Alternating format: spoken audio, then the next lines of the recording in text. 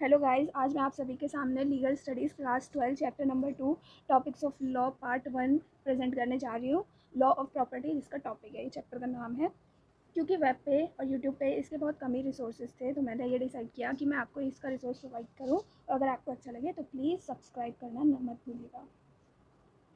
सबसे पहले law of property. Law of property उन प्रॉपर्टी के लॉज के को गवर्न करता है जो मूवेबल और इमूवेबल होते हैं। मूवेबल प्रॉपर्टी वो होती है जिसको हम वन प्लेस से दूसरे प्लेस ले जा सकते हैं, और इमूवेबल प्रॉपर्टी वो होती है जिसको हम वन प्लेस से दूसरे प्लेस नहीं ले जा सकते। So let's start. Sales of goods act. Sales of goods act movable property के लिए एक्ट बनाया गया है, जबकि ट्रांसफ़र ऑफ प्रॉपर्टी एक्ट 1885 ये इमूवेबल प्रॉपर्टी के लिए एक्ट बनाया गया है। So I hope it is clear. Every interest या राइट जिसकी एक इकोनॉमिक वैल्यू हो वो प्रॉपर्टी कहलाता है। Now standing timber and grass and crops, ये section 3 transfer of property act के तहत इंक्लूड नहीं होता है इमूवेबल प्रॉपर्टी में, जो कि बताया गया है इस केस में जिसका नाम है Shanta by versus state of Bombay. You can also refer your legal studies book NCERT book to read about this case more in detail, or you can search this case on web. Now transfer. Transfer is our first topic, which is very important in the eyes of board examinations. So who can do the transfer? So these are basically the essentials of transfers. So first one is person must be above 18 years of age, must be competent to contract and authorized to dispose of the property. This is very important term. He or she must be the owner of that property. Person authorized to sell the property, he should be authorized to sell that property. Then the one who transfers the property is known as transferor, and the one who received the property is transferee. So let's move ahead. How property can be transferred? Property can be transferred depend on the value of property.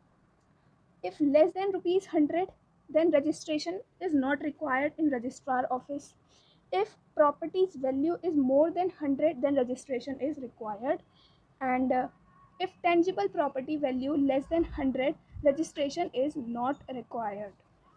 Now, essentials of valid transfers. What makes a transfer valid? So transfers between two or more living person. ऐसा नहीं होना चाहिए एक इंसान है ही नहीं और एक इंसान जिंदा है, उन दोनों के बीच में ट्रांसफर हो रहा है। ये तो बहुत ही ऑब्वियस सी बात है कि दोनों इंसान जिंदा होने चाहिए और उनके बीच में किसी भी प्रॉपर्टी का ट्रांसफर हो रहा है। Next, property must be free from hindrances, means उसके ऊपर कोई केस नहीं होना चाहिए, उसके ऊपर कोई इशू नहीं होना चाहिए। अनलॉफुल ऑब्जेक्ट नहीं होनी चाहिए जिसका ट्रांसफ़र कर रहे हैं। Involving a person legally disqualified to be a transferor or transferee, this is very important point. Transferor must be competent, this we have read earlier also, and able to dispose of the property as well. Transferor should be done through attestation, registration and other necessary modes. मतलब अगर transfer हो रहा है तो उसका registration या attestation ज़रूरी होता है। अगर कंडीशनल ट्रांसफ़र है तो उसके अंदर इम्पॉसिबल, अपोजिंग और पब्लिक पॉलिसी और इलीगल या इमोरल कंडीशन नहीं होनी चाहिए। Next is are doctrine of election. Doctrine of election के अंदर ट्रांजैक्शन, जो transferee must accept both benefit and burden. मान लीजिए एक इंसान अपना घर दे रहा है और उस घर के अंदर एक छोटा सा गार्डन भी है, और अगर ट्रांसफरी ने मना कर दिया कि मैं गार्डन नहीं लेना चाहता, मैं सिर्फ घर लेना चाहता हूँ, तो ये जो ट्रांसफ़र होगा या तो ये पूरा होगा या पूरा ही कैंसिल हो जाएगा। या तो उसको घर और गार्डन दोनों मिलेंगे, या फिर उस ये पूरा ट्रांजैक्शन या जो ट्रांसफ़र है ये पूरा ही कैंसिल हो जाएगा, ये कुछ भी ट्रांसफ़र प्रॉपर्टी का नहीं होगा। So here they have said that burden, benefit and burden both are the things that should be taken by the transferee. And the case named as Cooper v. Cooper 1874 LR 7HL 53 is related to this concept. Now doctrine of lis pendens, emergence. इसका emergence यानी ये कहाँ से आया है? Ut lie pendent nihil innovatur, nothing should be introduced in a pending litigation. इसका मतलब ये है कि अगर किसी प्रॉपर्टी के ऊपर केस चल रहा है या कोई इशू है तो उस प्रॉपर्टी को ट्रांसफ़र या इंट्रोड्यूस नहीं किया जा सकता ट्रांसफ़र के लिए। So property must be free from hindrances, इसका मेन सब्जेक्ट है। नेक्स्ट वेरी इंपॉर्टेंट टॉपिक है sale. Sale is a very important topic. और सेल का मतलब लीगल टर्म्स में होता है transfer of ownership.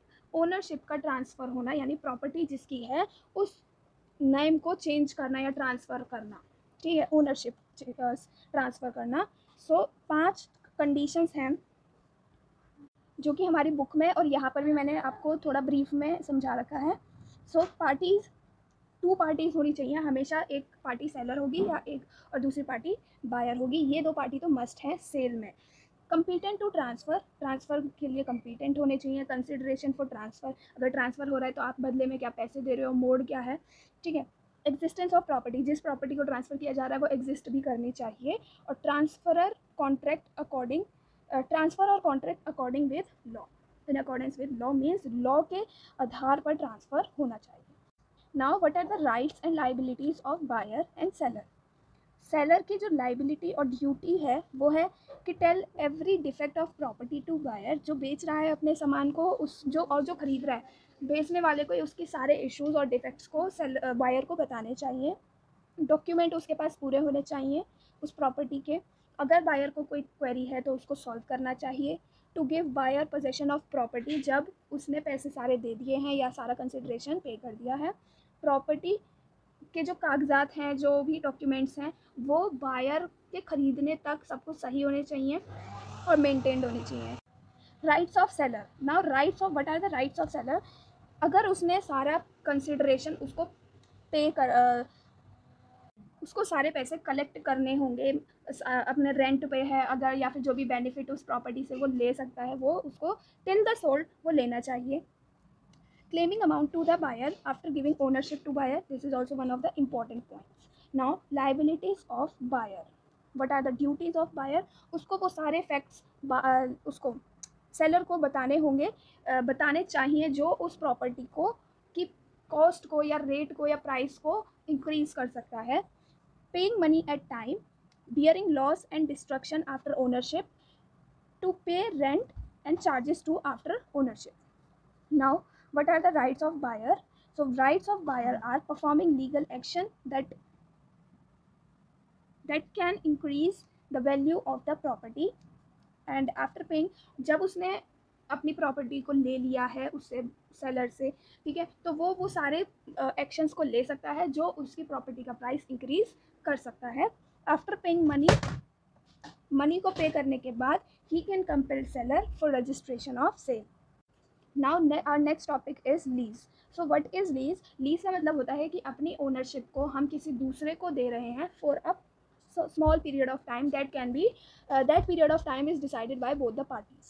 So the one who gives the property for lease is lesser, and the one who gets, or the one who is permanent, or sorry, temporary owner of that property is lessee. So lessee can sublet the lease of that property, यानी कि वो आगे further भी lease पर दे सकता है उस property को जो लेसर ने दी है उसे। So now what are the rights of lessor and liabilities of lesser?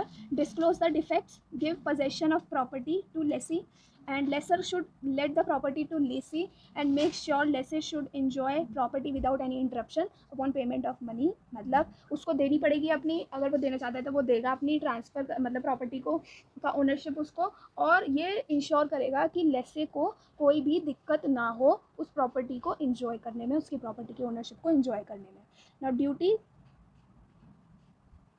ना ड्यूटी एंड लाइबिलिटीज़ ऑफ लेसे, यहाँ पर 3 जो हैं वो रिमेनिंग है, वो मैंने ज़रूरी नहीं समझा और आपको कुछ इम्पॉर्टेंट ही मैंने आपको बताए हैं यहाँ पर। So I hope you will get it.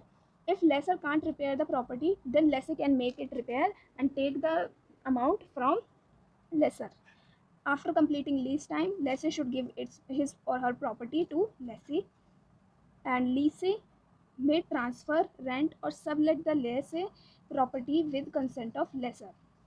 Then disclose the fact, lessee should pay the rent. After receiving defect in property, lessee can take the final actions. Lessee must rectify it within 3 months. What should be rectified? If there is any problem while enjoying the ownership, lessee may use the benefits of the property.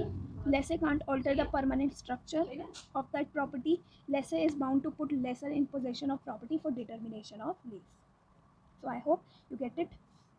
Next, exchange. But 2% transfer ownership of one thing for ownership of another. Lease में क्या होता है, ownership जो है वो कुछ period of time के लिए ट्रांसफ़र की जाती है, बट एक्सचेंज में परमानेंटली दे दी जाती है, और बदले में ट्रांसफ़र ही होता है दूसरे वाले की कोई दूसरी प्रॉपर्टी से। कोई कंसिडरेशन क्या होता है इसमें, दूसरे वाले की प्रॉपर्टी, यानी एक चीज़ की ओनरशिप दूसरे वाले की चीज़ की ओनरशिप से एक्सचेंज हो रही है।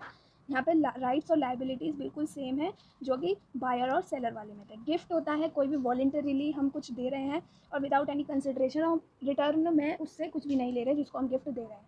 तो जो गिफ्ट देता है वो होता है डोनर, और जो गिफ्ट लेता है वो होता है donee. Now next is, this is also the difference in your book also, transfer, consideration and mode.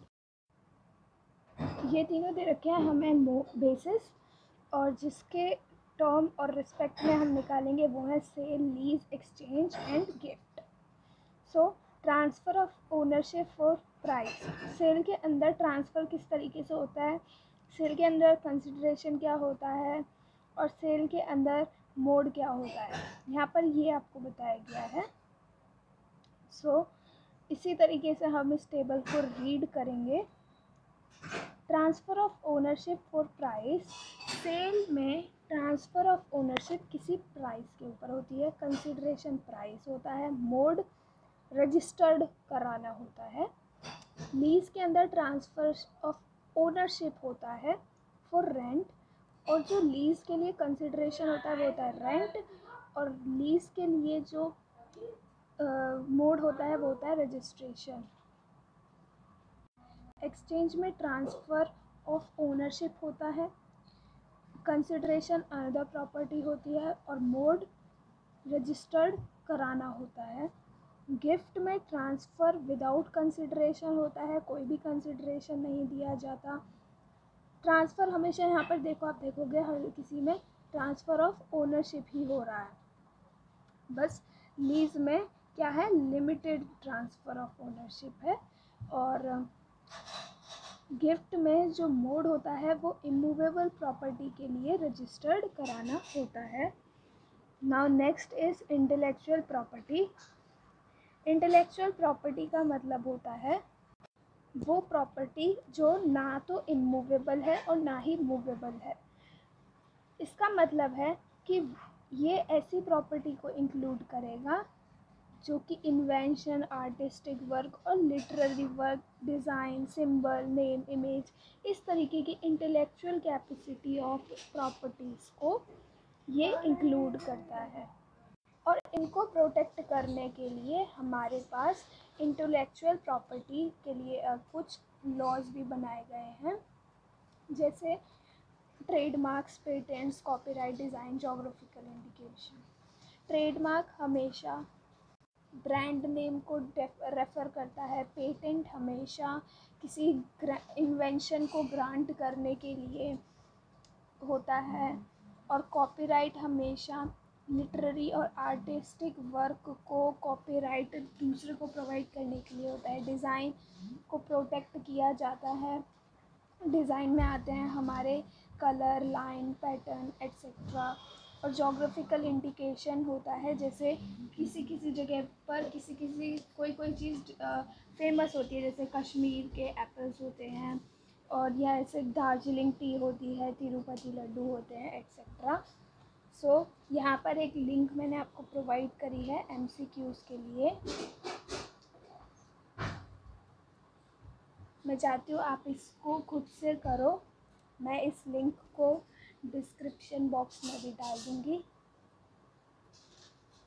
ये कुछ क्वेश्चंस हैं, इनके आंसर्स भी प्रोवाइडेड हैं।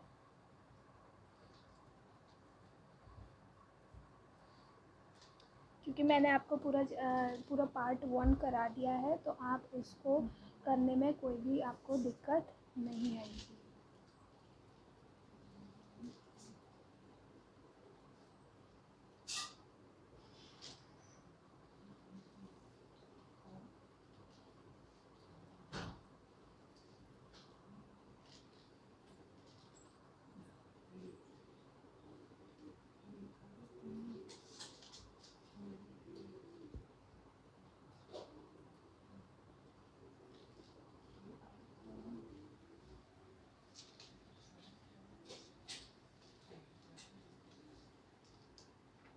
So these are the infinite questions.